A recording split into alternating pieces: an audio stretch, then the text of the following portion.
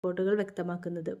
അതേസമയം ഭർത്താവ് സൂര്യയ്ക്കൊപ്പം ശ്രീ മൂകാംബിക ദേവി ക്ഷേത്രത്തിൽ ദർശനത്തിനെത്തിയ ജ്യോതികയുടെ ചിത്രങ്ങൾ സോഷ്യൽ മീഡിയയിൽ വൈറലായതോടെ വലിയ രീതിയിലുള്ള സൈബർ ആക്രമണമാണ് ലഭിക്കുന്നത്. അതിന് കാരണം ക്ഷേത്രങ്ങളെക്കുറിച്ച് മുമ്പ് ജ്യോതിക നടത്തിയിട്ടുള്ള വിവാദ പ്രസ്താവനകളാണ്. തഞ്ചാവൂരിലെ ഒരു പ്രശസ്തമായ ക്ഷേത്രം സന്ദർശിച്ച ശേഷം ക്ഷേത്രങ്ങൾ പരിപാലിക്കുന്നതിന് പകരം സ്കൂളുകളും ആശുപത്രികളും സംരക്ഷിക്കണമെന്ന് ജ്യോതിക പ്രസംഗിച്ചത് വിവാദമായിരുന്നു.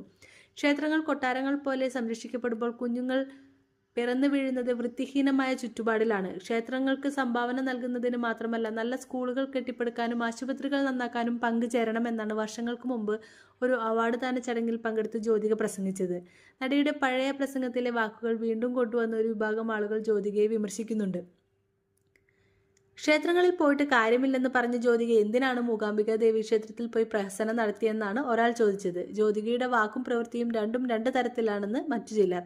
ഇതൊക്കെ കാണുമ്പോൾ ചിരി വരുന്നു എന്നായിരുന്നു മറ്റൊരു കമന്റ്.